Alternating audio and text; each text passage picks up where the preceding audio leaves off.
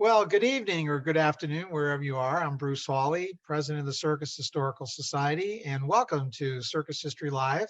Tonight we have our special guest, Danise Payne. And to handle the program this evening is our host, Chris Berry. Chris. Thanks, Bruce. This Circus History Live is a monthly presentation by the Circus Historical Society. I appreciate all of you joining us tonight.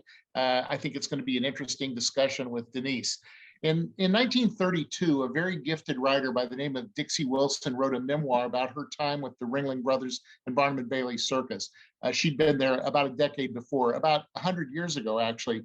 And for those of us who study circus history, this book, which is titled Where the World Folds Up at Night, is really an accurate representation of what life was like traveling with the greatest show on earth a century ago. Nearly 30 years later, a woman by the name of Connie Clausen wrote her own book about traveling with Ringling Brothers and Barnum and Bailey in the 1940s. This book, I Love You, Honey, But the Season's Over, is another really amazing glimpse at the circus and the performers during the early days of World War II. None of us who are watching this video today, were eyewitnesses to the circus that Charles and John Ringling operated in the 1920s, and really very few remain today who saw the circus at the time that John Ringling North produced the spectacles that he did when Connie Clausen was on the circus in the early 1940s. But now, 100 years after Dixie Wilson wrote her book, about 60 years after Connie Clausen, I think we have a new classic.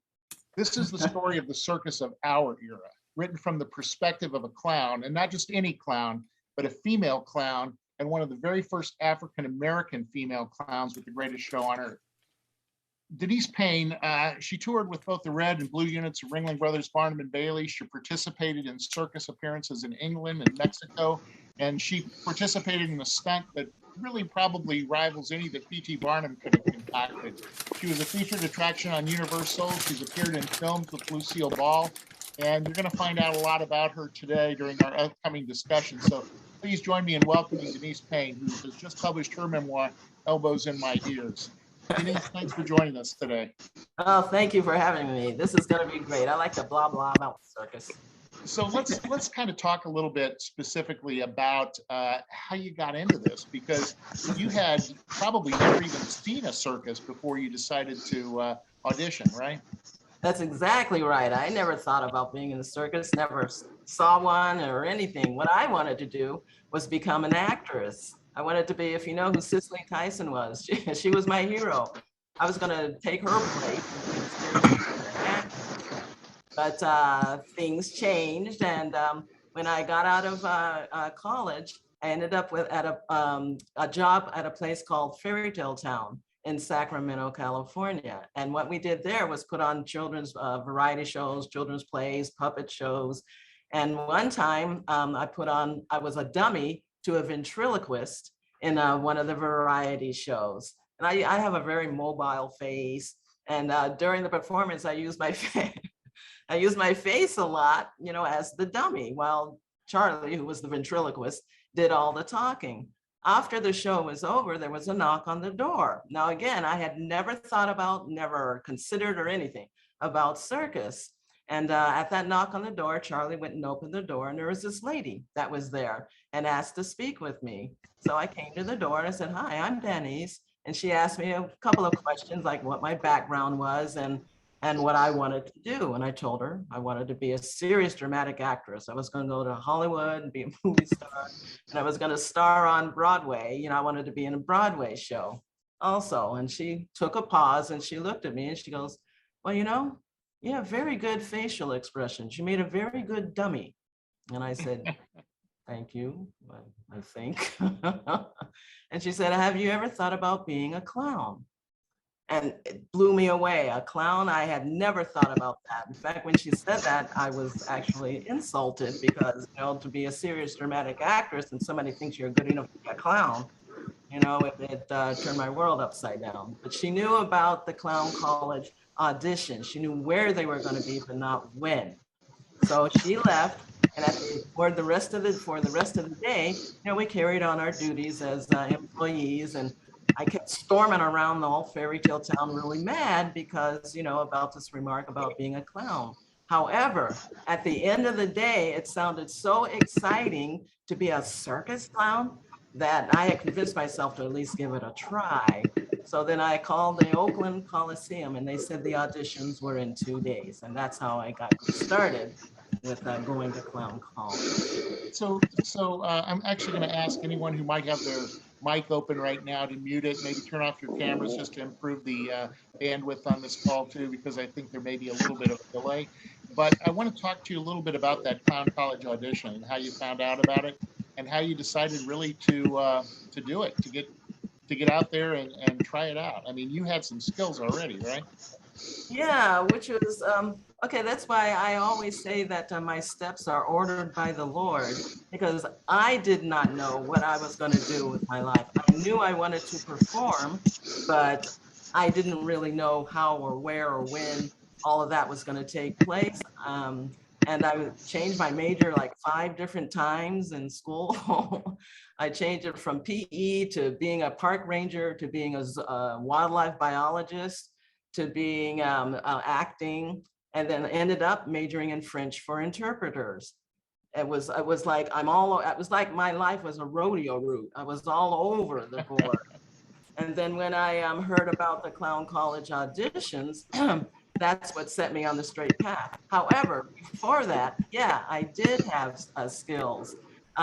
Years ago, my mother asked each one of us at Christmas time what we wanted for Christmas. And out of the blue, I said, a unicycle. And she goes, unicycle? And I'm thinking, unicycle? Where did this come from? But, you know, I ended up, she went to the BX, which is the base store on the military Air Force bases. And I got a VX, I got a unicycle. So I learned how to ride a unicycle after falling and getting up and falling and bruising my neck, my arms, everything. I did learn how to ride a unicycle.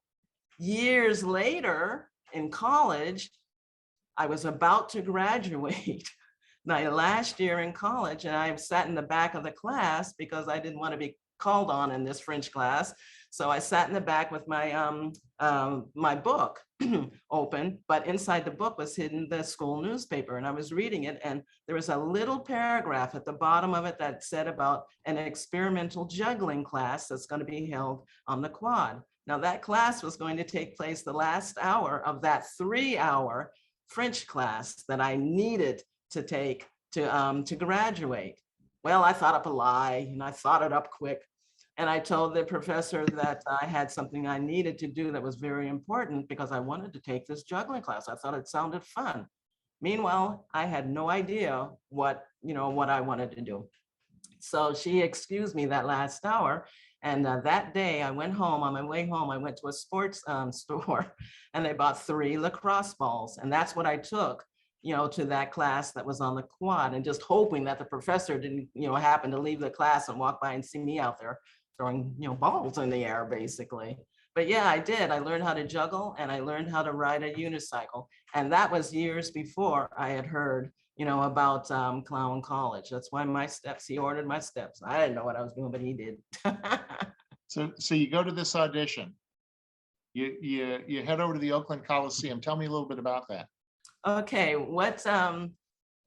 I kept it a secret, really, because again, I'm the daughter of a Tuskegee Airman, and we grew up, military protocol, basically. And I wanted to go to that audition, so I kept it a secret from my parents until like the night before that I was going to go. Meanwhile, in the garage for the previous couple of days, I put together what I know now is called a gag, but at the time, a skit, using my unicycle and making a bicycle out of all these weird metal parts on the floor. And at the end of that, I would pick it up my unicycle and ride it around. So I had prepared that unbeknownst to my parents.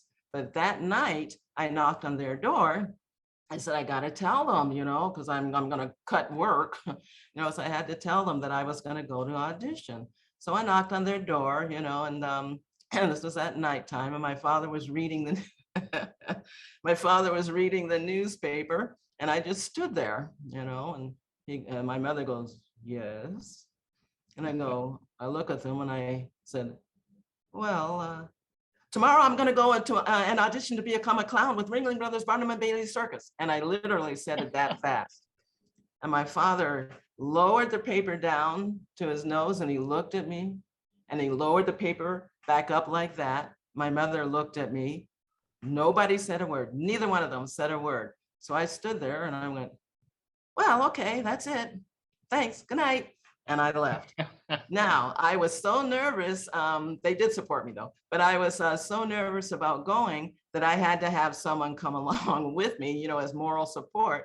And that's when my younger sister, I asked her, Adrian is her name. I asked Adrian if she would be my moral support and go with me. And she did. Yeah, we went, drove all the way to Oakland Coliseum and I auditioned for The Greatest Show on Earth. And Frosty Little was there as the boss clown, right, for the Red Unit? Frosty Little was there. There were clowns that I know now that I didn't know then, you know, but it wasn't intimidating for, I have auditioned for so many things theater-wise before that I wasn't intimidated, even though this was a different kind of an audition because it was for a circus. But I will never forget Adrian and I, and carrying my unicycle and my big bag of metal parts, you know, down the ramp into the building. And we stopped when we got to the blue curtain that separated the backstage area from the arena floor. And we stopped and we looked around, and this is my first time seeing something like this. I looked around and there's the, you know, there's a trapeze up there, you know, and there's these big metal tub things, elephant stands, big metal tub things on the side, you know, there's the rolling globe, all these things, and 3 rings. And when I saw that, I got more nervous than I actually was. But Frosty, yes, he was the conductor of the audition, and he had some of the clowns in the alley that were his helpers during that also. So you try out and there's a little bit of a disappointment because you kind of missed a deadline or something, right? Yeah, that's right. I auditioned in 1977 for that 77 class, but it found out I got a letter later that said that I had auditioned 1 week too late for that class, and they would keep my my application on hand for the consideration for the next class, which was 1978. So I had a whole year, and let me tell you, it was exactly the right thing, because if I had gone to that class, I wouldn't have grown what the way that I did grow in that 1 year. I moved away from home and, you know, went down to LA, and I went through some stuff, like almost starved, you know, but it helped me in that 1 year. But yeah, 1977 and went to in 1978. And then in 78, you actually got to go down to Venice and you participated, and Ron Severini was running Clown College at that time, right? Yeah, that's right. I think that was his first year as the dean. Yeah, when I got there, I again did not know what to expect, but except for fun. I was there to have fun, because still on my mind, I was going to do this if I got accepted, maybe for about a year, you know, and then I'll say goodbye and I'll go to Broadway, you know, and be in a Broadway show. Well, I got there, and the taxi driver dropped me off at this place called the Venice Villas, which is where we all stayed, a little apartment complex where we all stayed. And I'll never forget, when we drove up, there were some of the students in the little alley in the road right there, you know, juggling like 7 clubs and riding tall unicycles called giraffes, and freaking me out because you know, all I could do was the 3-ball cascade for a little bit, and I had problems with getting on my unicycle without holding on. So yeah, we got to Venice Villas, and I put my things in my room, met my roommate, whose name was Brenda Wells, and then that started the tenure at the funniest university. So, you know, you were taught by some of the great, I mean, Lou Jacobs had a lot of impact on your life, right? Yeah, that's right. Yeah, he did. He had a lot of impact. And if I can take this point, I would like to read a little bit, something from my book. When we were on the show, no matter what unit, red unit, blue unit, or no matter what show, whether it's Culpeper Merriweather, you have a chance to meet a lot of celebrities. And we met a lot, especially for Star Night, which is the opening night in Los Angeles. There was Jimmy Stewart was there, Cesar Romero, the Fonz, LeVar Burton. But of all the people that I have met, there was one person that really impressed me the most, that reached down into my soul and pulled me, Danise, out. And that man was Lou Jacobs. Well, at one point, I'm going to read just a little bit from this, a little paragraph. Where is it? A little paragraph, a couple of paragraphs from my book, and it's about Lou Jacobs. Okay, during one show, there was a holdup. The show was late for some reason, but Lou exited his dressing room and asked, "What's the holdup?" You always talk like that. "What's the holdup?" The performance director, Tim Holst, said, "I don't know, but there's dead air out there and the audience is getting restless." No hesitation existed on Mr. Jacobs' part. Years in sawdust called forth the wizard of the bewitching realm of grease paint to the ring. With a hesitant gait, he set off to get his dog, Knucklehead. Age may have caused his slow movement behind the scenes, but the curtain served as a time portal. A spring returned to his steps and transported him back to youth when he strode into the arena. What an honor to share the train's window on the world with America's King Clown. He and I were on the vestibule on a run together. The young shall always need the old, the ones who have experienced the tomorrows of adolescence. The wings of the man with the funny face sheltered students and first of Mays. He imparted the tricks of the trade. When needed, his encouragement nudged us on. The important function of the man under the cone head was immeasurable. For words of clown wisdom, Lou Jacobs. For guidance in the art, Lou Jacobs. For historical evidence, Lou Jacobs. For an army of one against the odd, Lou Jacobs. My extended family grew. Before that, I always called him just Lou. But my extended family grew. From that moment on, I called him Papa Lou, like the rest of the clowns. Circus people ate together, lived together, traveled together, and became friends for life or thorns in sides. As a result, my little hobo world stretched. That's my ode to Papa. And if you're watching this, you can tell the writing is superb, truly, Denise. The book is Elbows in My Ears. Tell me a little bit about how you came up with that title.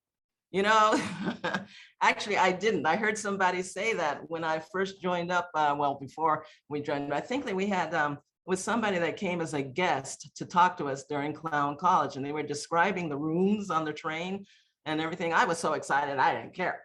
And but they said, you know, your room is going to be really small. It's so small, you're going to have to learn how to sleep with your elbows in your ears. And that's the name of this book. And for some reason, I really remembered that phrase all the way down through time. And when I saw the room, he was absolutely right. It was 3 by 6 by 9, small enough. You had to learn to sleep with your elbows in your ears. Well, even before you could do that, you had to get the contract. So tell me how that happened while you were at Clown College. Yeah, you did. Okay. After the 8 weeks, Clown College was 8 weeks long, and you worked from like 8, I believe it was, in the morning. You broke for lunch, came back after lunch, and worked again, training and training and training all the way until about 6 o'clock, and we broke for dinner, came back, and then stayed and watched films on Buster Keaton, for example, all these great guys from yesteryear, up until like midnight. And after the 8 weeks of doing that, there was what we called the gala graduation performance, which was showing everything that you learned during those 8 weeks for specifically 2 people, Mr. Irvin Feld and Kenneth Feld. Now, family members and city dignitaries were also invited. So that's what our audience was, made up of. And during that graduation performance, we did everything. I was afraid to go upside down, but I talked myself into, I've got to do this because I really want to get on this. This ought to be fun. So I did everything that, was put before me, even Cherry Very, which is bouncing off of the horse and doing these flips and all this. So the graduation performance was about 3 hours. And at the end of the 3 hours, we all changed and we got into our evening clothes, and we all congregated in what was called Pie Car Junior. Now, the Pie Car is the restaurant car on the circus. We call it Pie Car. And at winter quarters, where the circus stays when it's on its time off, it's called that little cafeteria is called the Pie Car Junior. During that, Mr. Irvin Feld went around and introduced himself to everybody's family and said who he was, and we went on from there. But we didn't know who had made it until the next day. The next day, there was a knock on your door, and Ron Severini would call your name or not, would call your name and say, you get in the car, you're going to, talk with to Irvin Feld. The first one called from our class was Tina Stotts, who became my circus sister. She got in the car, and then I wished her good luck. And then Ron looked at me and said, Danise, what are you standing there? You're next, get in the car. So they called 6 of us for the first run back to the building. And boy, we sat there, we were so nervous. We climbed the stairs in the arena and we sat in the hall, and one by one, Kenneth Feld, his son, came out and took us into the office where he was. Tina went in first. She was in there, she was in there, she was in there. And then the door opened up and Tina came flying out of there. I made it, I'm going on the red unit. So I bent down, Tina's 3 feet tall, and I bent down and we gave each other a hug. I was so happy for her. And then Kenneth Feld looked at me and said, Danise, you can come in now. So I got up, I looked at Tina, and I had this big gulp. When I get nervous, I all kinds of strange things happen. So I walked into the room, and the room was, I don't remember it being like a shrine, like circus posters and this, that, and everything. It was just an office. But what I really remember was this huge deep oak wood table. And being on the other side was Irvin Feld.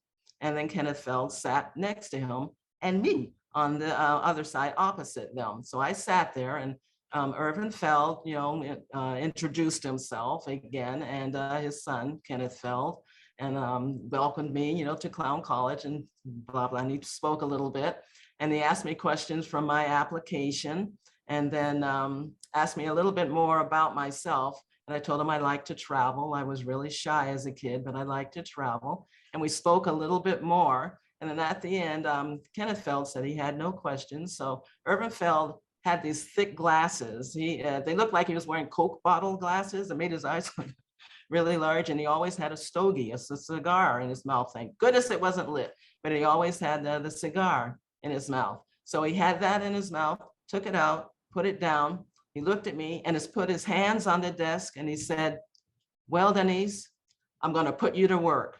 Red unit, welcome to the greatest show on earth. And that's how it began my 25-year career. What a fabulous start. And there's so much ahead that we're going to be talking about here on Circus History Live, which is a monthly program from the Circus Historical Society. And if you're not a member already, I urge you to go to circushistory.org and find out more about how you can become a member of the CHS. I want to show a photograph here.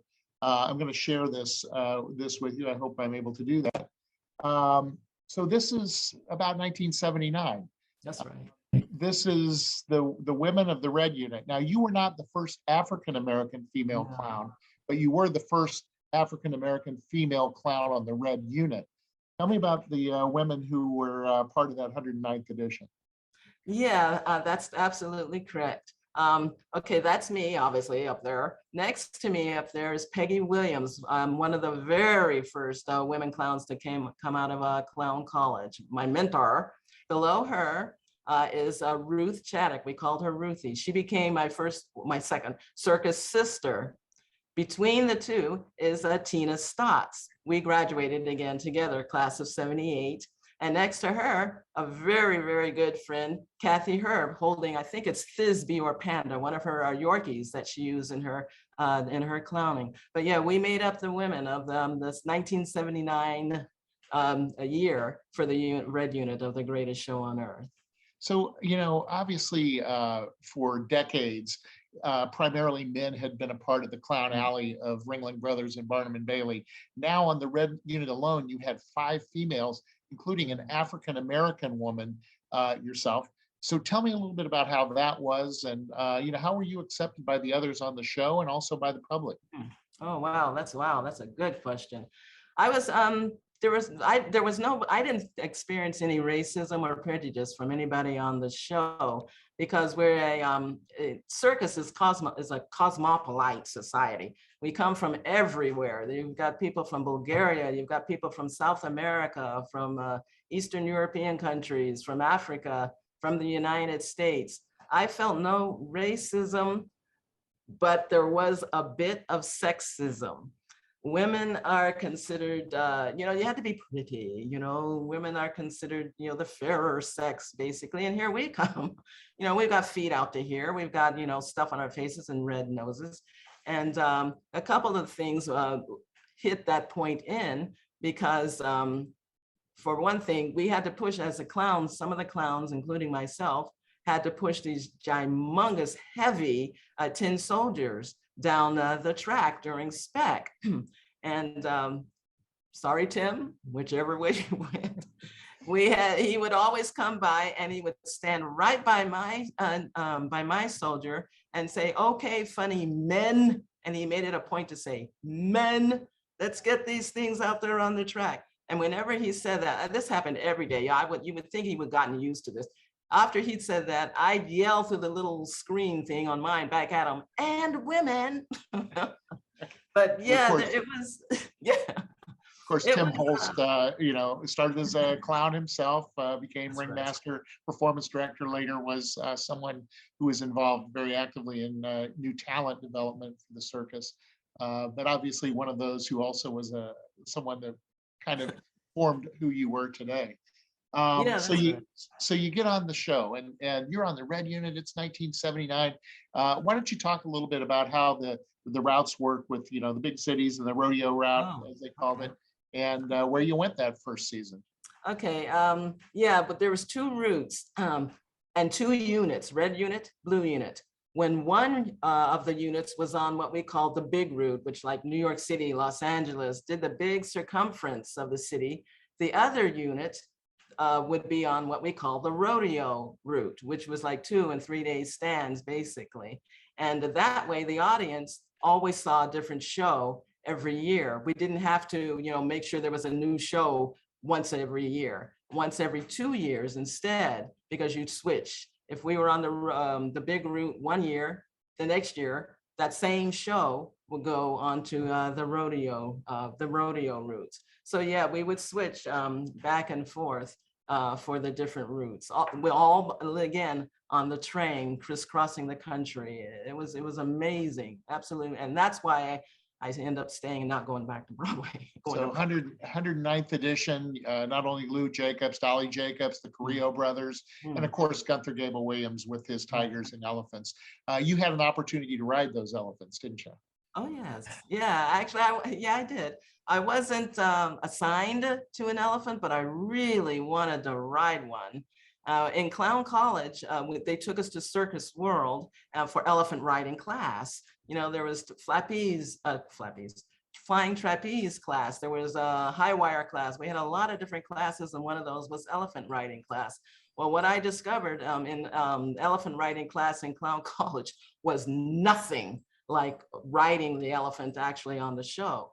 Okay, again, I wasn't assigned an elephant, but I became very good friends with a fantastic clown by the name of Gary White. And Gary and I are about the same size, and he's a little bit darker skinned than me, but I figured if I asked him, if I could ride this elephant, maybe Tim wouldn't notice because we're both black. That's what I was really going through my mind. So I asked Gary if he wouldn't mind. I rode his elephant one time. And so he said, well, I could use a break from that, but we'll have to ask Gunther. So I said, okay. So, we went up to Gunther and we asked him, and he looked at me, and Gunther had a real thick German accent. He goes, "You ride, Clowny?" I said, "No, but I'd like to." And he goes, "Okay, we see about that," which meant that was his way of saying, yeah. So the next show, I put on Gary's outfit and it fit me to the T. It was perfect. I mean, it was a humongous hat. Those things weighed like 25 pounds, the whole costume. It was incredible. The glitter and it was absolutely incredible. So I got all dressed and everything, and I go down the arena, the floor in the backstage area, and I get closer to the elephants and my heart started thumping. I'm thinking, okay, what am I getting ready to do here? But I went up to Gunther and I said, "I'm here." And again, in Clown College, I don't remember how we got on the elephant, but I don't think we did it this way. Gunther said something to Jenny, which was the elephant that Gary always rode, and Jenny raised her foot, her left front foot. And he told me to put my left foot on her foot. So I said, okay, and hold on to the halter. So I put my foot on her and he said something else and she raised it a little bit higher and I flew up in the air and landed on her back. And then I, positioned myself and he said, okay, Clowny, this is it. Don't change mind. I go, no, this is gonna be fun, Gunther. I'm not changing my mind. So I stood there and we were waiting behind, the blue curtain for the music for Manage. And while we were up there, I'm looking around and I see there were showgirls on their elephants and everybody was in their glitter and their glamour and the feathers and the this and the other clowns and, and my heart again started thumping. I said, well, I'm up here now. And the minute I said that, the curtains opened up and Jenny, boom, bolted down the track. Elephants, let me tell you, if anybody tells you that elephants don't run, that's a lie. They run. That elephant shot down the track, careened around the bend, screeched to a halt in front of around the other bend, and then screeched to a halt in front of ring 3 with me on top. Now, I've never ridden before, so I was holding on to the halter, like a cowgirl, riding on, a bucking bronco. And that was my first experience, getting up and actually riding an elephant. There's a lot of things that happened during it. She wouldn't sit up, and Gunther had to run back and make her sit up, up, as she went up. Man, it was something else, absolutely something else. When it was over and I climbed down, my legs didn't stop shaking for about 2 hours. I was so nervous up there, but boy, it was absolutely fun. And I rode again and again too. The circus in those days would open in Venice at the winter quarters and then move up to St. Petersburg, where in those days they would do a television special and they'd produce it for airing at the time that the show was in New York.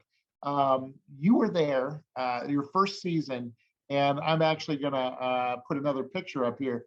Tell me about this guy. Danny Kaye. Yes, I absolutely, really, really admire Danny Kaye. Who doesn't? From his. He was the host of that year for the 1979 Ringling Brothers and Barnum Bailey Highlights program. That's right. He was our guest ringmaster. Like Chris said, every year we would have a TV special. It was like a view onto our world and very nice, a very good advertisement actually to entice people to come to the show. And Danny Kaye was the guest ringmaster. And there was, I think he was there a couple of days, but at one point, Tina and I, during a break, we sat up in the stands, and this will give you an idea why this picture was taken. Tina and I were sitting up in the stands, and we were the only ones up there. It was during the break of the rehearsals for this. Danny Kaye goes walking by, and he looks up in the stands, and he said, "Hey, can I come and talk to you two?" And we were like, "Who?" So yeah, so he came on up and he sat in between Tina and I, and he started talking, and this did happen. Nobody believes me, but this did happen. Tina can tell you it happened. Tina wanted him to sing Thumbelina. So he sang Thumbelina to Tina because, again, Tina was like 3 feet 11 inches tall. And he sang Thumbelina as the Danny Kaye that we know from the movies. And wow. She was thrilled to death. It was absolutely incredible. But Tina got called away shortly after that, which left me in the stands with Danny Kaye. So he turned to me and he just stared at me and looked at me. And I'm like thinking to myself, oh my gosh, I'm sitting here with Danny Kaye. And then he said, "So what was your name again?" And I said, "My name is Danise, Mr. Kaye." And he looked at me and he said, "Don't call me Mr. Kaye, call me Danny." And I'm thinking, wow. How can I call Danny Kaye? I said, "No problem, Danny." And then he asked me questions about the circus, but in a down way. He actually, thought it was a very strange thing to do. To put this stuff on my face, to go out there and, take a pie in my face or to throw pies. He thought it was a really strange thing to do. So I looked at him and I said, okay, I have to defend what I'm doing for a living because Danny Kaye is not buying this.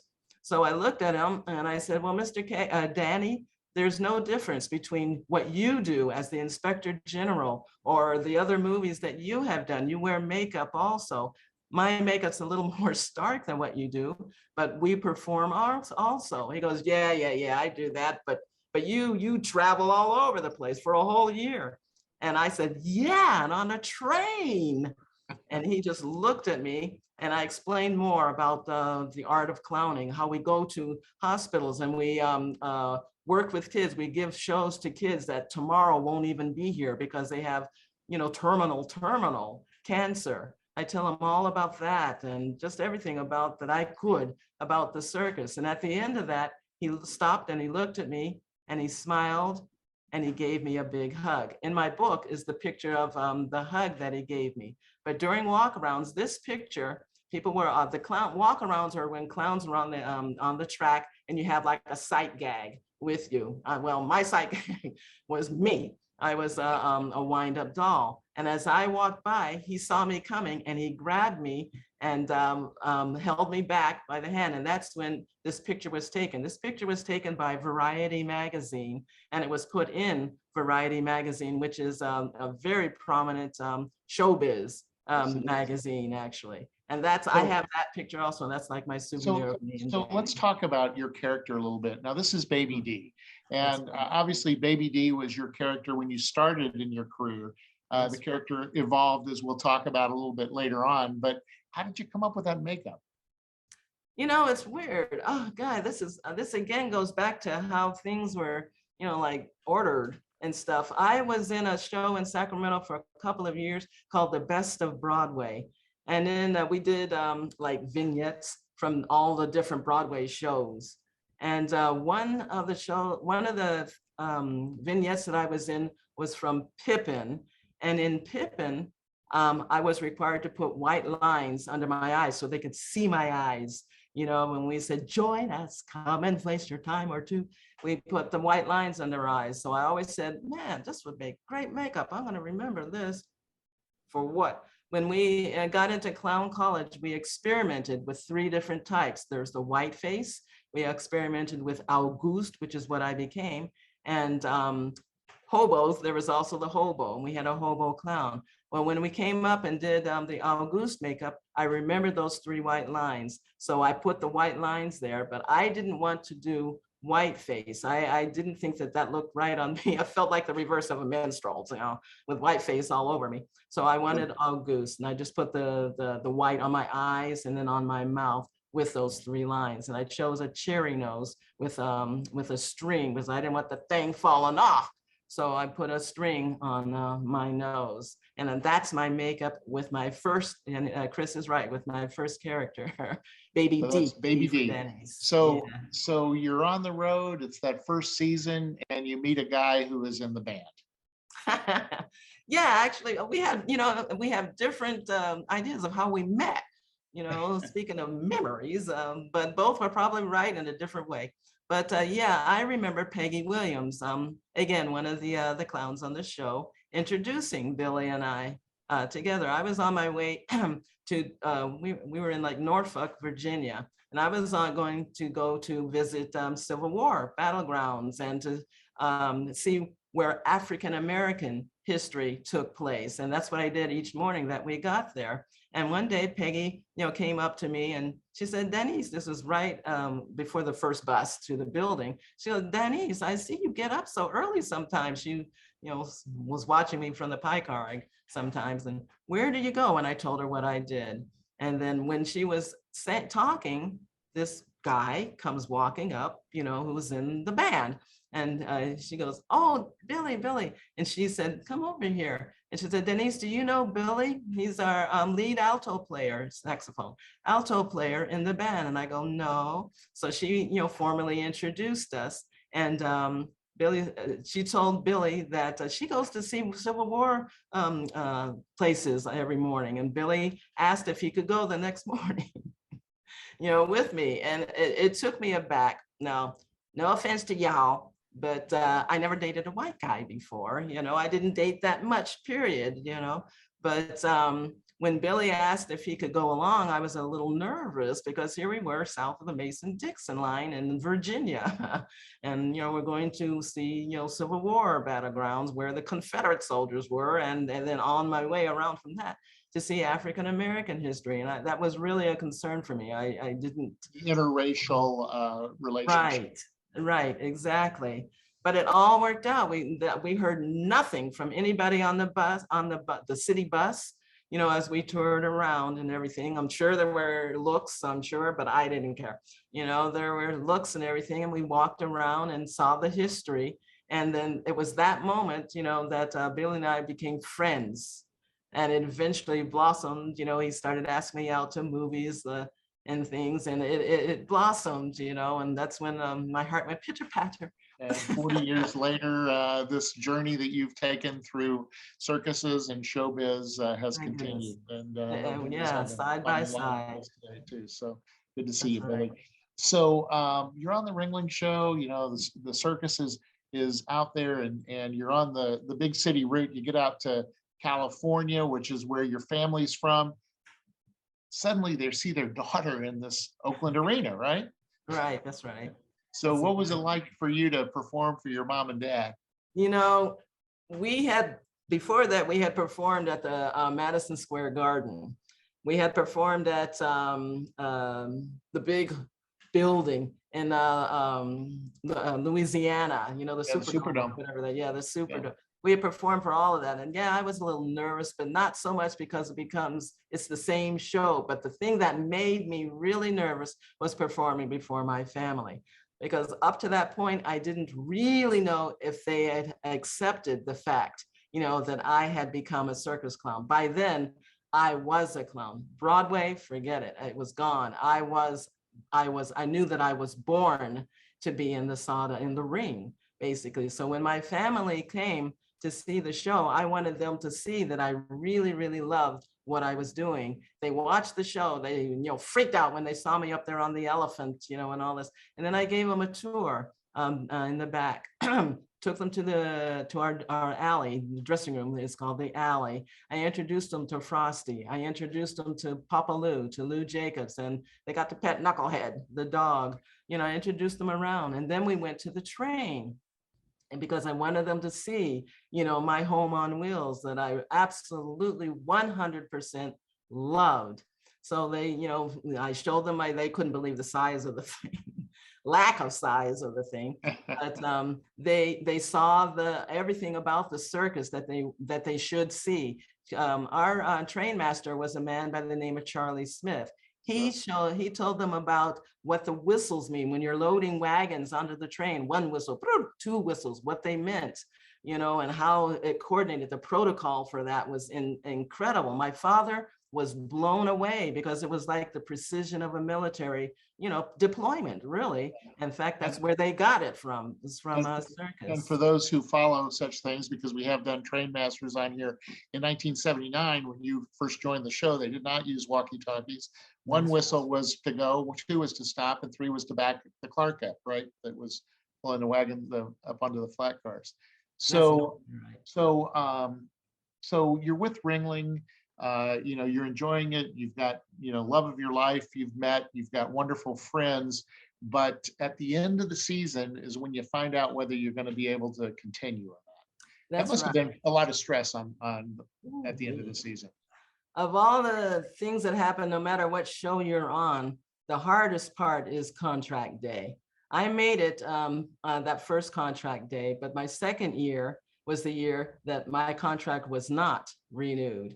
And I have never in my life been through such pain, emotional pain as that, because I thought that Ringling Brothers and Barnum and Bailey Circus was where I was going to be for the rest of my life. But when my contract was not renewed, I packed up everything, sent it home, and I'm crying like mad. And I went home, what the heck am I gonna do now? Well, it turns out that Billy had stayed on the show, for a couple of more months. And then a couple of months after that, I got a phone call, and it was Billy. He said, "Hi, sweetie, I'm coming to Sacramento." So he came to Sacramento. We got married. He had proposed, and we got married, and then began our life together. We moved from there to New York City. And let me tell you, it was the right timing, even though I was just, to have your name erased from the world that you love, you think it is erased. It is not. To have your name, and you think erased from the world you love, it's a blow. It was an extreme blow, and it really hurt and everything, but it was the right timing, because from there— Fear not, folks, she'll be back to Ringling Brothers, but we've got a ways to go until we get there. I know. Go ahead. I don't want anybody to be totally sad there because you'll be back. So tell us what Yeah, happened next, because you took a little detour there. yeah, we had like a 20-something year detour. From there, we moved, well, I'll cut it short. We went to New York City, and we lived in New York. Billy pursued his music, was played on Broadway, went on tour, Bus and Trucks, Airplane tour with shows such as Sugar Babies, for example. And I got a job, something I said, I have to have something that is better than the greatest show on earth, bigger than the greatest show on earth, to pull me out of my dumps, because I felt so bad. I just felt horrible. And I thought, well, what in the world could do that? Bing, I'll just go to the United Nations. So I walked into the United Nations, and it happened that they were actually hiring for the tour guide unit that very day. So I went to, my first interview was the minute I got there, and the interviewer asked me all these questions and said that I answered very well, and she was going to pass me on to the next interviews, which would all be conducted in French. I hadn't spoken French in like years, so I lied. But you majored in French, so you But knew I you majored in French. Yeah, I majored in it, but it was like in the back of my, it was in the cobwebs of my mind. So I went home and refreshed my memory of French, and my couple of days later, or a week later, my next interview, she rescheduled my interview and at the UN, and the next interviews were all conducted in French at the UN, and that's how I stepped into the United Nations. And you talk about difference. It's more different than anything from the greatest show on earth, but they both were equal because they both shared different facets of mankind. You know, so from that we moved to move to LA. We got on the LA Circus, worked with them. Okay, one of our good friends who has also been on Circus History Live. That's exactly right. And that's where I learned that when Chester Cable did the table toss, he would always do this, twirl his thumbs while he was, it was hysterical. But yeah, that was a one-ring circus. That was a little different than being with the greatest show on earth. That's right. It was a one-ring show with an inflatable ring, one elephant, and one dog. But the clowning was just phenomenal. There was Dick Monday. We had several different clowns, but there was Dick Monday, me, and a great clown who has since sort of recently passed away, named Bob Zrake. My word, we learned so much under Dick's tutelage, because that man has like a clown brain. I don't know where he came up with these ideas of avant-garde, you know, characters, but we experimented with avant-garde clowning, and it really helped improve my clowning and helped me progress even more so from Baby D to my next character. So tell me so you're doing the LA thing, and is this when you get another phone call from Tim Holst? Or actually gone to Universal before that? Yeah, we did. We got a phone call, and again, it was years, you know, and it was Tim Holst who said that there was a man in England who was inquiring about me to be a star in his show, Jerry Cottle's Circus over in England. Well, I'm going to stop you there. Okay. because Jerry Cottle, who unfortunately we lost to COVID just about a year ago, right. Jerry Cottle came up with an idea, a stunt that was as good as anything P.T. Barnum could have come up with, right? Goodness, that is absolutely right. And that was his forte. That's how he created turnaways, you know, sold out houses. He always had a stunt. Yeah, absolutely. So Jerry Cottle, British circus owner, and I'll just kind of tee this up a little bit, because he claimed that British clowns weren't funny enough, right? So he had to find the funniest clown, and guess who it was? Tell us about that, how that worked out. Yeah, okay, before he did all that, he got all the clowns in on the gag, theoretically. In on the gag that okay, well, I'm going to start this whole ruse and say that you're not funny, and I'm going to put it to the press, which is why I need to go over to America to bring over an American clown. That was the gimmick that year, you know, his big gimmick, you know, to create an audience. And so he asked Ringling, you know, inquired about me, and it was through Ringling that I actually got on that show when Jerry asked about. So we're going to watch a little video clip. This is a British, so what year was that? About 1980? Two. So Yeah. 1982, this is Oh, no, 1992. Oh, okay, all right. 92. What you're about to see, folks, this is a British newscast. And as you can see, when Danise arrived at the airport in London, it was like Madonna had arrived or something like that, right? So bear with me just a second here, and I will take you back to 1993, where we are going to take a moment here, and you're going to see what Jerry Cottle did with Danise. I think. So let's, here we go. Hopefully you can hear this. And here we go.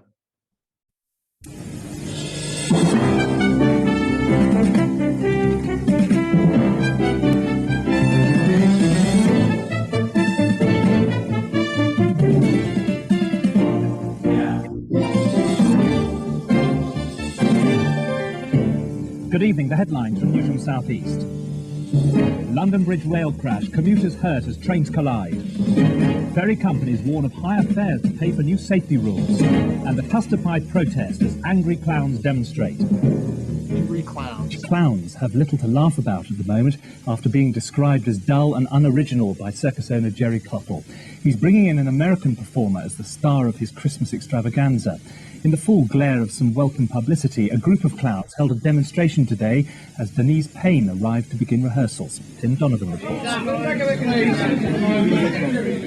Just off the plane from Los Angeles to the type of reception normally reserved for the pop world, simply a publicist's dream.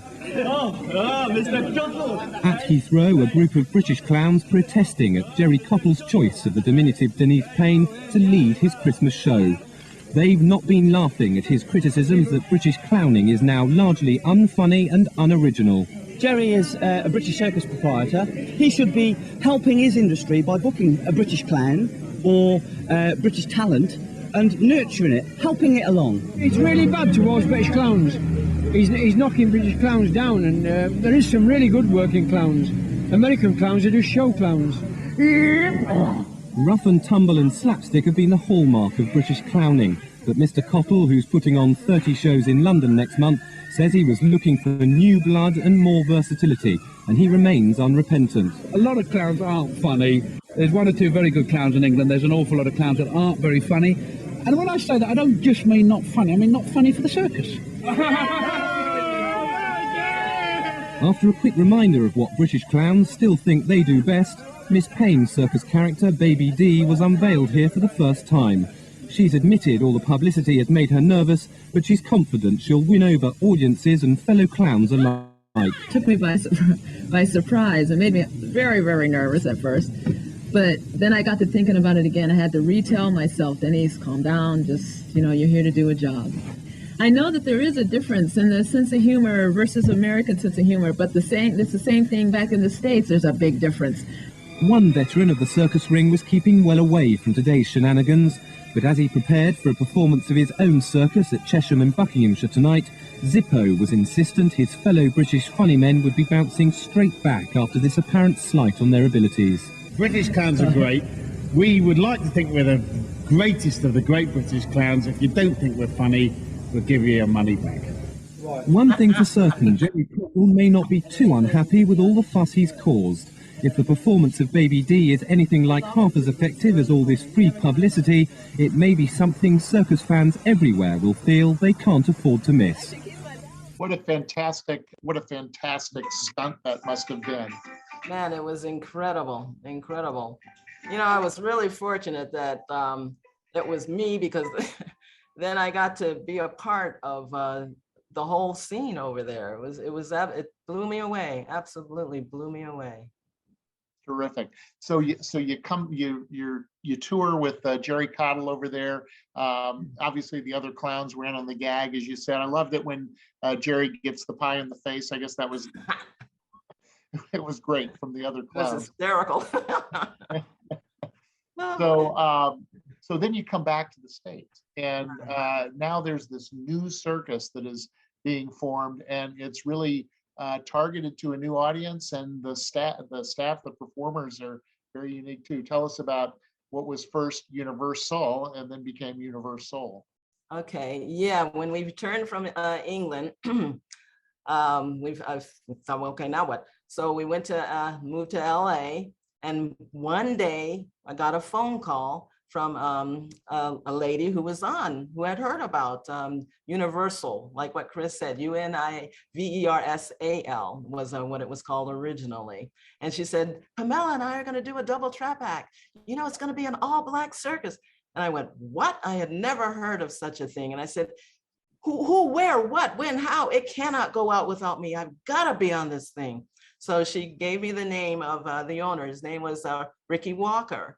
And she gave me his phone number. I called him up and told him who I was, sent a little promo packet and a little boost because he had never heard of me. So I gave him a little boost. I put my Ebony magazine article that I was in that little packet also. And then he thought about it. And then I was hired to travel with Universal Big Top Circus. And you're right, it was a different show because we traveled a different route, performed for a different crowd. We performed for in the inner city of America, and it was very much well needed and very, very much well received. It was a great show, absolutely. So different than Ringling Brothers and Barnum and Bailey, even though you played in Atlanta and Philadelphia, you played in Manhattan and Harlem. You know, I mean, Universal, which continues today, has a unique business model, really, don't you think? Yeah, it does. Yeah, it does. It became Universal Big Top Circus because Universal Studios threatened to sue over the use of the name. And it worked out actually in the circus's favor because it's a more catchy and more true to itself name, Universal. And the whole premise behind the show, Universal Big Top Circus, was showing the African-American or anybody really who came to see the show, but it was mostly us that came to see the show, that yes, we can do this. We can fly through the air. We can, be funny clowns. We can, do anything that the greatest show on earth or any other so-called other show can actually do. It opened up a new world. We haven't really talked about it, but you're the daughter of one of the original Tuskegee, your early days on a military base, an Air Force base in England. And then when you came to the United States, things were different for you as a Black woman, as a Black girl, basically. Obviously, now you're with this Black circus. And even when you were in England, I know you have a story. You must, people could see that, yeah, there's a clown like me, right? Right, and that's exactly right. There's a clown like me. But when I was growing up, I didn't see that because at the time, all you saw on TV were white actresses. They were the role models. You saw white men, doing commercials, and very, very rarely until Diane Carroll came along, with her show where she played a nurse. I forgot the name. It was like that. Julia, yeah. Yeah, Julia, with Julia. But I had very, very, very little role models to look at in the entertainment world. But when we came along as Soul Circus touring around, if you could have only seen the kids' eyes, adults' eyes too. During the show, we heard a lot of, "Go on, girl, yes, that's right." The reaction was it was like no other. It was a welcoming home, basically, is what it was. And Billy's with you through all of this. Through all of it. Yeah, it was all Black plus one. Yeah, well, that's great. So Universal continues for a number of years. You're with Universal, touring coast to coast. You're in Atlanta, you're in California, but then you get a phone call from Ringling. Right. When we left Universal, one of the times we left Universal, we went back home and to Vegas, actually. And I was working at a Madame Tussauds wax museum. It wasn't a phone call, but I looked up, I was working outside the museum, and I see coming down the escalator from the Venetian Hotel was Kenneth Feld. I went, oh my gosh, that's Kenneth Feld. And I hadn't seen him in we're talking years. So I went up to him, and we had changed name tags, you know, a couple of us employees had changed name tags because we wanted to be stupid that day. And I had somebody else's name tag on there. And when I went up to him and I said, "Hi, Mr. Feld," he was like taken aback because the last he knew I was on Universal. And he Out of looked at me, context, right? totally. And he looked at my name tag and he was like confused. And I told him, no, you know, we changed. And, you know, I tried to wiggle my way out of that. So we spoke a little bit and everything. And then he told me what he was doing. And he up there at Venetian for lunch. And then he walked away, but he stopped. You know, I started to turn to go back inside and he stopped and he turned back and he watched me. He watched me with the passersby. And in my mind, I was done talking. You know, I didn't want, that was it. You know, I didn't want to talk anymore. So I every shtick I knew in the book, I was telling them how they made the wax figures and this, that, and the other thing. But I ran out of information. So then the people started walking away. And when they walked away, Kenneth Feld came back up to me and he said, "How would you like to come back on my show?" And that's how we ended up 22 years later, back on the greatest show on earth, Blue Unit at that time. So Baby D is no longer Baby D. Tell me about what she had morphed into. Okay, Baby D went from baby clown to a lady clown, which was developed on the LA circus, thanks to Dick Monday's tutelage. I became Lady D. I wanted a lady clown because people thought that I was a guy in drag. You know, they always mistook me for being, not always, but a lot of times they mistook me for being a man and they didn't know what race I was. So it went from Baby D to a lady clown. And I thought I needed something that could age with me. My lady clown character, after a while, you know, wasn't old enough. So then I morphed her into my granny clown, which is the character that I have now. And that's the one that I was using when I went back on the greatest show on earth with my dog, Sad Sack, the Wonder Dog. Sad Sack, which a basset hound, if you'll remember. A basset hound. Basset hound that wore glasses, as I recall, right? That's right, her ruffle and the glasses, yep. And so this was at a time when Kevin Van Arnos was, you're on the Blue Unit now, Kevin Van Arnos was the ringmaster and the show went to Mexico. Yes, we did. And you know what? Oh, go ahead. No, you were there, you tell me. Oh, yeah. Yeah, we did.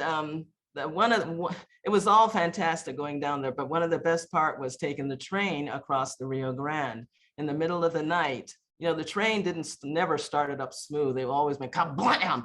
So at that kablam in the middle of the night, we crossed over the Rio. It was a dry lake bed. We crossed over the dry Rio Grande, and the minute we crossed over, you know, we were in Mexico. And we were greeted by the Mexican guards. Bienvenidos a Mexico. I'm sorry, my Spanish sucks. But we were greeted and we went on down the tracks. It took us a couple of days to get to Mexico City. On the way, we stopped for a doggy pee water stop so they can, you know, go to the restroom off the train and a little walk around and everything. And then we got back on board and went on into Mexico City. Yeah. So, like all things, you know, all good things come to an end eventually. And it wasn't too long after that your career with Ringling Brothers and Barnum and Bailey did come to an end when, again, they had contract day, right? That's right. That was also a very confusing, sad part. Contract day, I always say, was the worst day to be on any circus, whether it's the greatest show on earth or Universal or Hannaford or Culpeper Merriweather. It's the worst day, especially if you want to stay. And I wanted to stay, but my contract wasn't renewed, so you know it was my time to leave.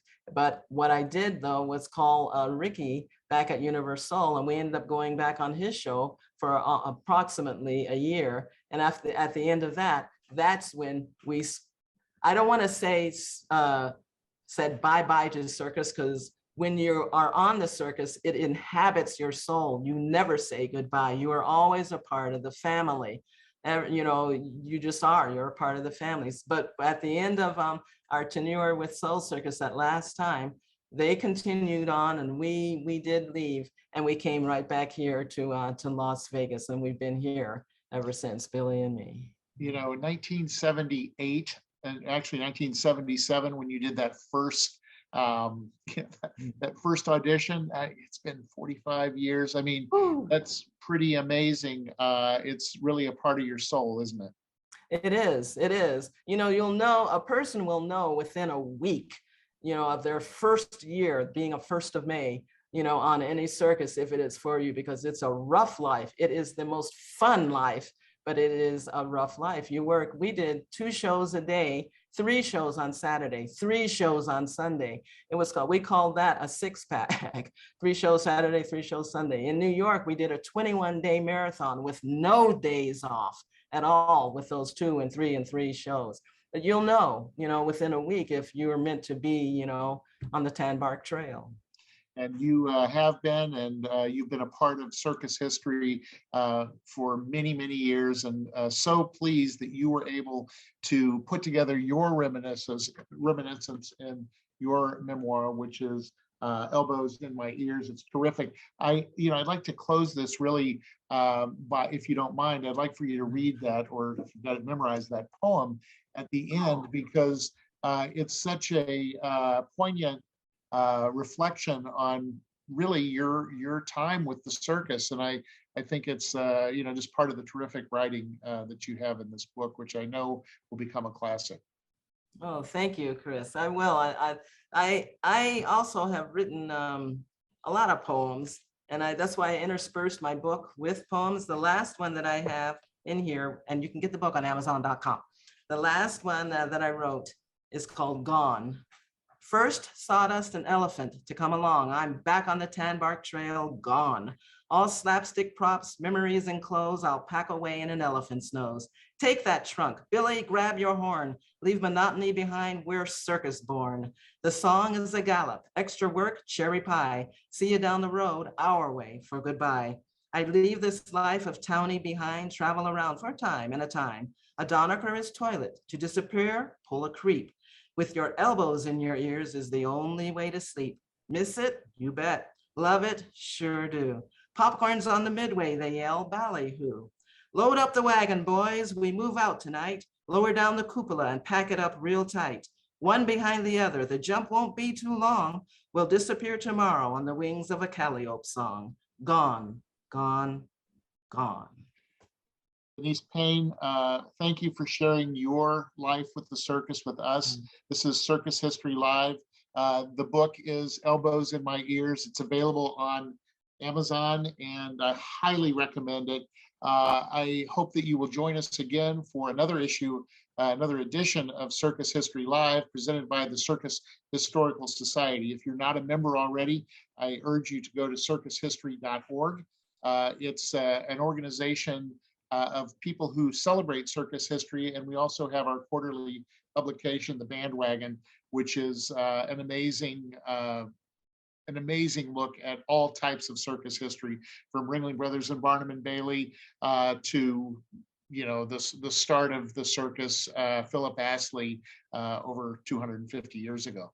So again, thank you for joining us, Danise. Thank you for joining us for this edition of Circus History Live, and we'll see you down the road. Thank you very much. Remember, everybody, you can do it. Yes, I can. Thank you, everyone. Terrific job. Thank you.